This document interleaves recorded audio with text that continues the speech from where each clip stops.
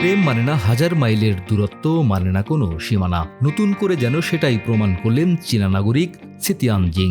মাদারীপুরের মেয়ে সুমাইয়া আক্তারের প্রেমের টানে সুদূর চীন থেকে বাংলাদেশে এসে বিয়ে করে বর্তমানে তিনি মাদারীপুরে আছেন। মাদারীপুর সদর উপজেলার পাঁচখোলা ইউনিয়নের উত্তর মহিষের চর এলাকার বাসিন্দা সাইদুল হোসেনের মেয়ে সুমাইয়া আক্তার। প্রথমে সুমাইয়া সিতিয়ান জিংয়ের টিকটক দেখেন, এরপর উইচ্যাটের মাধ্যমে হয় কথা আদান প্রদান।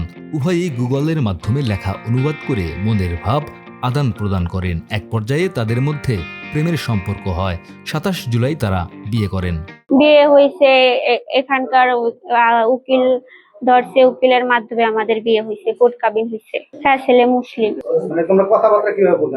কথা বলতাম, মানে ওদের ভাষা তো আমি বুঝি না, ওরা আমার ভাষা বোঝে না। তারপর আমি একটা অ্যাপস নামাইছি, ওই অ্যাপস এর মাধ্যমে মানে আমি যদি বাংলা লিখি ওইটা ওদের ভাষায় যায়, আর ও যদি আমাদের ভাষায় ওদের ভাষায় কথা বলে ওইটা বাংলায় আসে। রেস্তোরাঁ ব্যবসায়ী সিতিয়ান জিং জানান, বাংলাদেশ তার ভালো লেগেছে, তবে অনেক গরম। Bangladesh people look Chinese so hot. Bundle থাকলে প্রতি সেনমানিতে টাকা বাঁচবে। বিকাশ সেনমানি বান্ডেল কিনে জিতুন প্রতি লেনদেনে। এদিকে ভিনদেশি নাগরিককে এক নজর দেখার জন্য ওই বাড়িতে ভিড় করছেন স্থানীয়রা।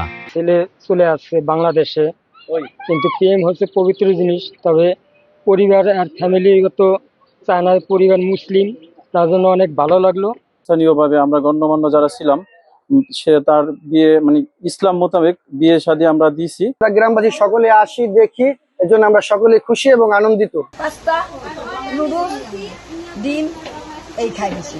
বাঙালি খাবার ও সংস্কৃতির সঙ্গে নিজেকে খাপ খাইয়ে নিচ্ছেন সিতিয়ান জিং। খুব শিগগিরই সুমাইয়াকে সঙ্গে নিয়ে চীনের সাংহাই শহরে ঘর বাঁধার স্বপ্নে বিভোর এই যুবক। ডেস্ক রিপোর্ট, আমাদের সময়।